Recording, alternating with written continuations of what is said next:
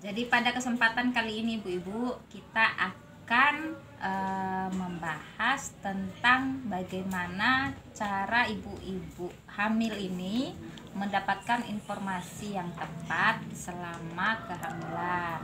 Jadi ibu-ibu ketika mengikuti kelas ibu hamil, ibu-ibu nanti akan diajarkan tentang bagaimana cara merawat diri selama kehamilan, termasuk makan makanan yang bergizi, dan kemudian diajarkan tentang menjaga kebugaran tubuh itu penting, semacam berolahraga ringan kayak jalan kaki semampunya ibu aja beberapa menit atau minimal 15 menit. Itu ibu harus sering-sering jalan kaki. Pagi-pagi itu ajak suaminya sering jalan kaki. Nah, di kelas ibu hamil juga itu suaminya harus diajak ibu untuk mengikuti kelas ibu hamil.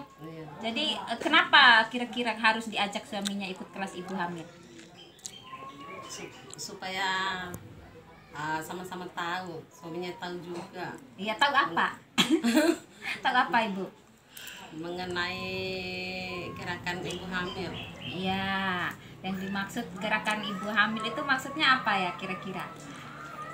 Gerakan bayi, janin maksudnya. Janin, iya.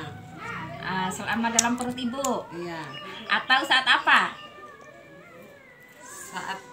Saat bekerja. Iya, jadi saat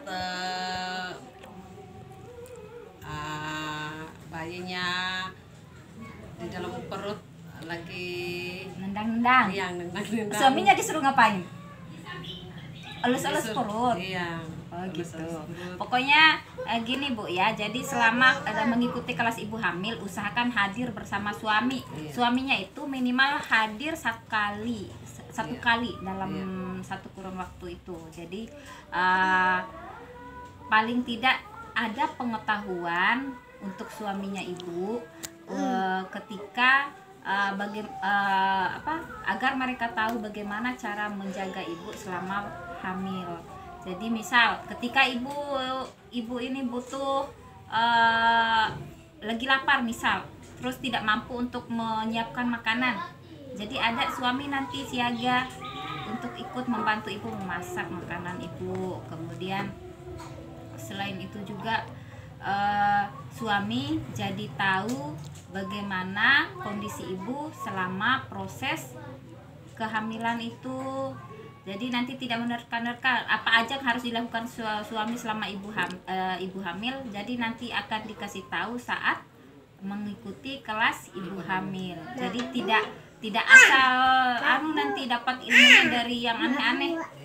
Dari kan banyak mitos ibu. Kadang masyarakat itu percaya bahwa selama kehamilan kemana-mana kalau keluar rumah harus menggunakan bawang putih Bu ya, pakai pisau juga. Nah itu cuma mitos, tidak ada dalam dunia kesehatan, itu tidak dianjurkan untuk itu. Jadi nanti takutnya suaminya ketika ibu keluar mengambil bawang putih atau pisau, salah-salah nanti pisaunya kena perut ibu nanti ya, jadi terjadi kecelakaan kecil. Nah itu dihindari. Nah itu gunanya mengikuti kelas ibu hamil.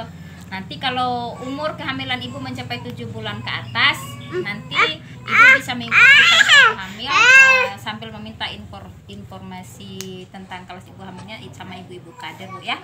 Nah baik lewat posyandu maupun puskesmas. Nanti dikasih tahu, diinfokan ke ibu-ibu melalui ibu kader saja.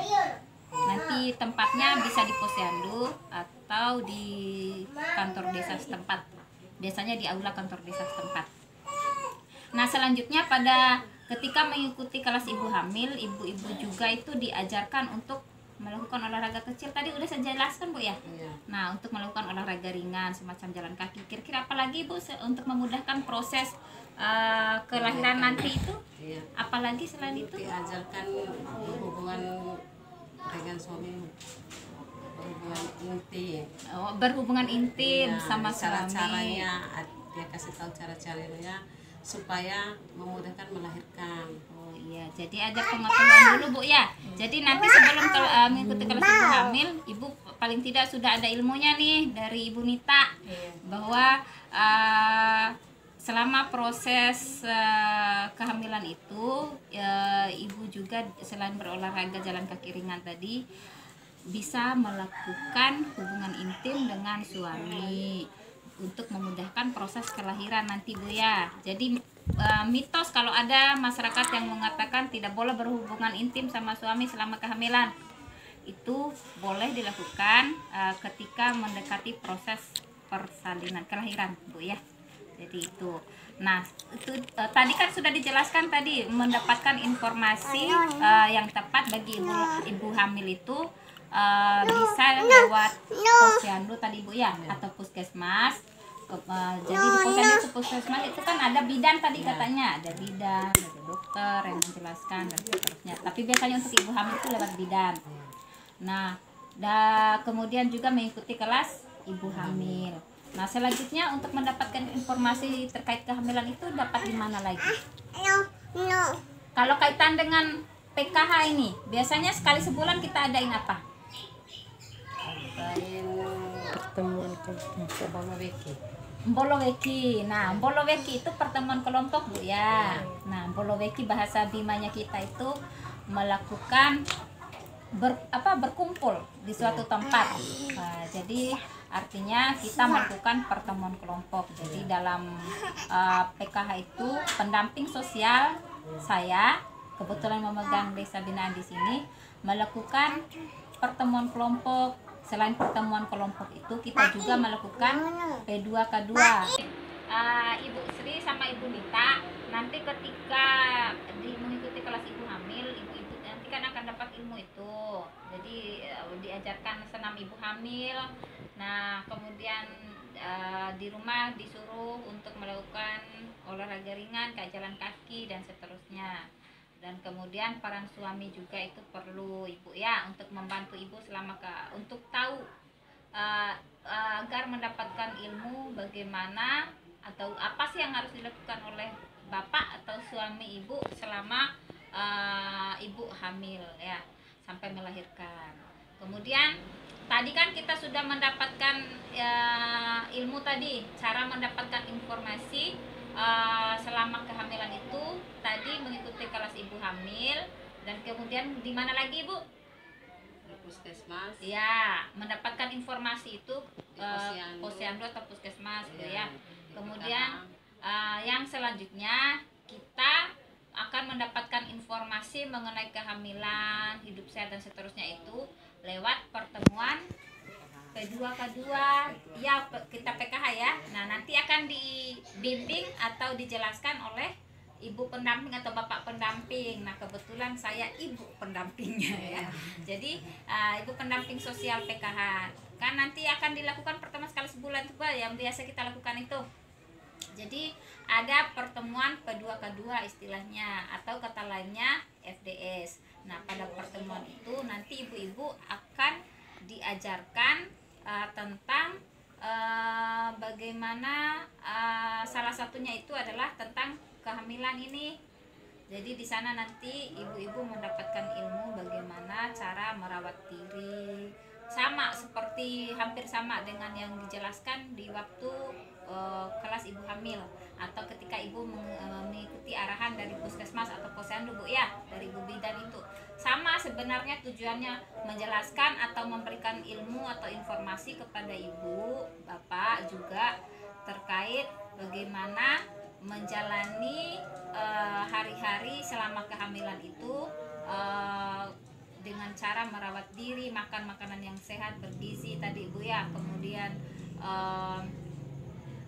melakukan senam ya, menjaga kesehatan itu, kebersihan lingkungan juga ya, dan kemudian juga peran-peran orang-orang yang ada di sekitar. Nah, orang-orang yang ada di sekitar itu nanti maksudnya itu adalah ada suami tadi sudah, kemudian tetangga-tetangga itu ada perannya loh Ibu ketika ibu-ibu hamil. Biasanya ketika ibu hamil berat ini biasanya yang dilakukan oleh tetangga itu apa bentuk bantuannya kepada ibu itu? Biasanya mereka ngapain? Misal ibu ini sudah mau melahirkan nih, mau memeriksakan diri ke dokter atau ke bidan, ke puskesmas. Nah, biasanya ibu-ibu tetangga yang dekat rumah itu ya, namanya tetangga yang dekat rumah Bu ya. Itu nanti mereka biasanya memberikan bantuan itu mungkin bisa lewat uang, mungkin tak seberapa, tapi mungkin maksudnya itu Mengantar mereka kita ke itu puskesmas. iya tadi memberikan duit dulu, misal bantuan meskipun tidak seberapa tapi paling tidak mau meringankan beban ibu-ibu yang mau melahirkan Iya. berupa biaya. Iya, Kemudian juga ikut membantu mengantarkan ke ke puskesmas. puskesmas, misalkan kalau mau memeriksa atau mau melahirkan kayak gitu-gitu. Termasuk peran tetangga. Nah, itu juga semua diajarkan di saat pertemuan kedua yang dijelaskan oleh ibu pendampingnya. Kemudian terkait juga tentang pokoknya semua itu untuk menghindari stunting Bu ya. Tahu stunting kan Bu? Ibu Sri tahu stunting? Nah, stunting itu adalah untuk menghindari anak lahir tidak normal. Tadi stunting itu adalah tinggi badan anak itu tidak sesuai dengan usianya, usia anak sebayanya. Jadi ada anak yang sama-sama lahir di tahun 2020 misal, kemudian atau kemudian anak ini misal atau lahir tahun berapa lah gitu, anak ini misal sudah berusia 5 tahun, kemudian anak sebayanya lebih tinggi dari usianya dia, dari tinggi badannya dia, padahal sama-sama usia 5 tahun. Nah, itu seharusnya yang perlu dikhawatirkan oleh ibu-ibu sama bapak-bapak. Nah, itu tuh mempengaruhi, itu semua mempengaruhi stunting, artinya anak-anak itu tinggi badannya tidak normal dengan anak seusianya. Nah, pengaruhnya tadi karena ibu-ibu tidak menjaga pola makan tadi, sering makan makanan yang instan, makanan jadi, nah, yang tidak bergizi itu, makanan pedas juga, kemudian jarang olahraga juga, kemudian lingkungan yang tidak bersih dan seterusnya, ibu kurang merawat diri, membersihkan diri, kayak gitu-gitu, itu semua berpengaruh dan akan dijelaskan semua pada saat pertemuan kedua atau FDS yang dijelaskan oleh ibu atau bapak pendamping Bu ya. Nah, kalau kita ke pertemuan kemarin kan cara menjelas tentang kesehatan, bagaimana cara mencuci tangan yang benar dan benar. Nah, yang berikutnya nanti akan dijelaskan tentang yang ini, tentang bagaimana cara ibu merawat diri selama kehamilan itu Bu ya. Nah, mungkin sekian dulu nih tentang penjelasan tentang bagaimana cara ibu mendapatkan informasi selama kehamilan. Intinya ibu jangan salah-salah mencari informasi Bu ya, jangan ke dukun beranak, atau kayak tadi yang dibilang jangan membawa bawang putih atau pisau ketika keluar rumah, itu semua mitos, atau dilarang untuk berhubungan intim tadi. Jadi jangan Bu ya, nanti berhubungan intim itu tetap perlu dilakukan menjelang melahirkan. Nah, itu untuk memudahkan ibu untuk proses kelahiran bayi nanti. Nah, sekian dulu Bu ya, terima kasih banyak atas waktunya. Assalamualaikum warahmatullahi wabarakatuh. Salam PKH.